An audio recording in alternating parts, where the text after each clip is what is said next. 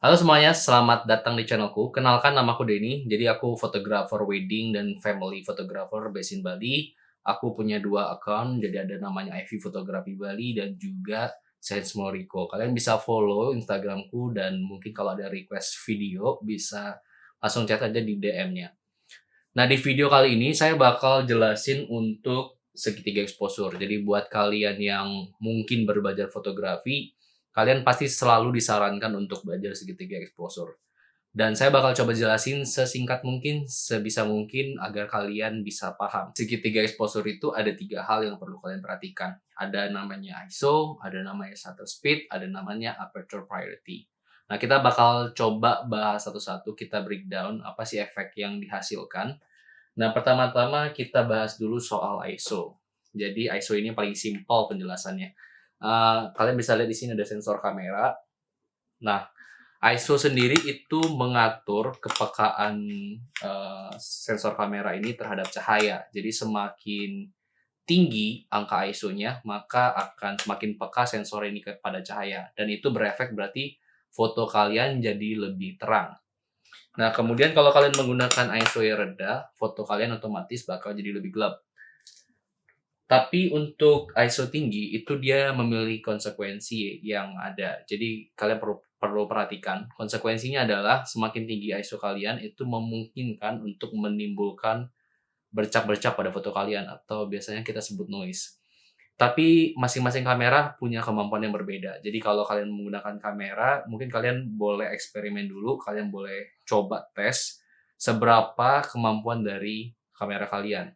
Jadi kalau kalian udah tahu batasan ISO yang kuat di-handle oleh kamera kalian, nantinya kalian bisa lebih tahu untuk menggunakan ISO di batas berapa. Kemudian yang berikutnya ada namanya shutter speed. Nah, shutter speed sendiri itu kalau kita analogikan ya, jadi bayangkan kalau misalkan bola mata kita ini adalah sensor kamera dan kemudian shutter itu adalah kelopak mata.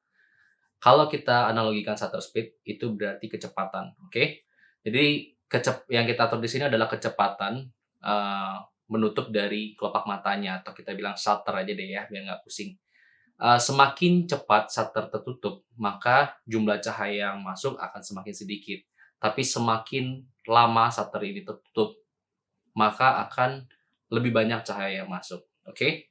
Jadi ini akan agak sedikit ribet sih jelasinnya ya. Tapi aku bakal nanti coba munculin tulisan-tulisan di sini jadi kalian bisa lebih make sense.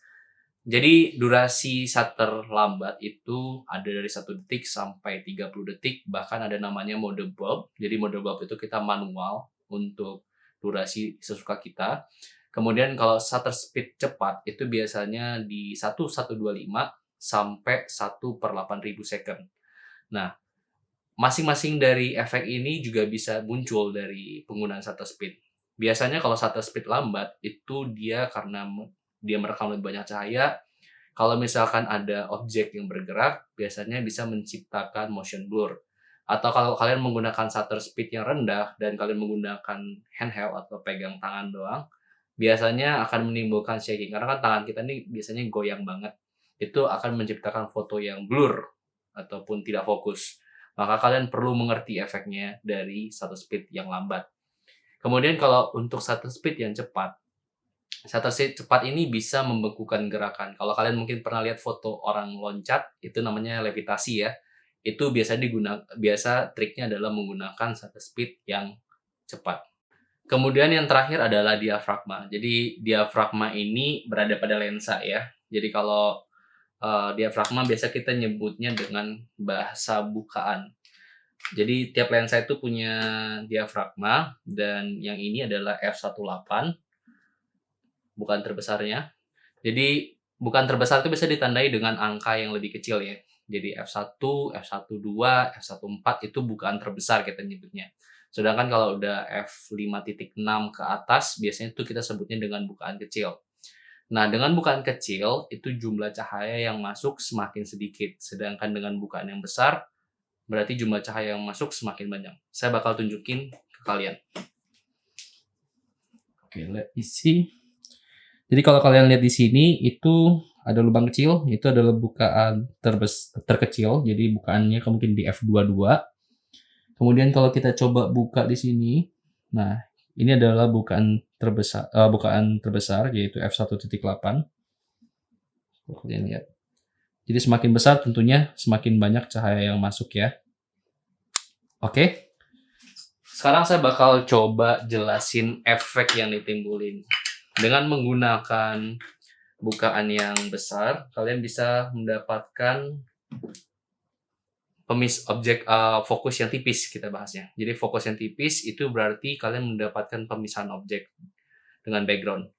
Atau kalian mungkin lebih umum dengan bahasa bokeh, ngeblur, itu adalah efek yang dimunculkan dengan bukaan yang besar. Tapi kalau kalian menggunakan bukaan yang kecil, kalian akan mendapatkan jarak fokus yang lebih luas. Jadi background kalian dan objek kalian tidak akan terpisah. Kalian akan mendapatkan full fokus gitu ya. Setelah kalian memahami ketiga exposure tersebut, apa efek yang dihasilkan, bagaimana sistem kerjanya, apa yang bisa terjadi kalau kalian salah setting. Sekarang tugas kita sebagai fotografer, gimana caranya kita menggunakan pengetahuan kita ini untuk mendapatkan efek yang kita inginkan. Saya bakal tunjukin ke kalian foto yang saya hasilkan dan kenapa saya menggunakan exposure tersebut. Oke guys, jadi sekarang kita bahas ya kenapa saya memilih settingan tertentu untuk mendapatkan efek-efek tertentu. Nah, untuk foto ini saya rencananya ingin mendapatkan efek motion blur dari yang pria. Sedangkan yang wanita saya minta untuk berdiri diam agar tidak blur. Nah, di sini saya menggunakan settingan 1/6 second, f13 dan ISO 200. Sebelumnya saya jelaskan terlebih dulu ke kalian. Ruangannya ini adalah ruangan studio tetapi punya 2 jendela gede, jadi cahaya yang masuk itu cukup banyak. Di sini seharusnya saya bisa aja menurunkan ISO 100, tetapi saya nggak masalah juga di ISO 200. Kemudian salah satu opsi yang bisa untuk membalancekan exposure, karena dengan 1/6 ini pasti exposure saya over exposure. Jadi untuk membalancekannya, opsi saya satu-satunya adalah mengecilkan lubang aperture atau diafragma lensa saya, yaitu saya bawa ke f13, maka saya mendapatkan exposure seperti yang ada di foto ini. Kemudian di next foto, nah untuk next foto ini, saya goalnya sebenarnya ingin agar objek saya stand out. Di sini saya menggunakan shutter speed 1/4000, jadi saya menggunakan shutter speed cepat karena saya ingin meng-cut ambient light di sekitar saya. Dan kebetulan di foto ini, arah matahari itu jatuh ke bagian kursi. Jadi saya minta tunangan saya untuk duduk di kursi ini, jadi dia terekspos oleh matahari. Sedangkan di bagian belakang ini kan tidak terekspos oleh matahari. Dengan saya meng-cut ambient light ke 1/4000, itu saya bisa membuat background-nya jadi black seperti ini, jadi kayak seperti siluet. Kemudian saya dengan meng-cut 1/4000 saya tetap bisa menggunakan bukaan terbesar dari lensanya. Jadi background-nya terasa tetap ada bokehnya dan seperti memisahkan juga objek saya dengan background-nya. Kemudian kita lanjut lagi ke foto selanjutnya, sama dengan foto sebelumnya. Jadi di sini saya juga sebetulnya ingin mengeliminasi ambient light atau cahaya yang ada di sekitar objek. Nah, untuk foto ini sebenarnya di belakangnya tuh ada pintu, dan ini ada cahaya matahari sunset.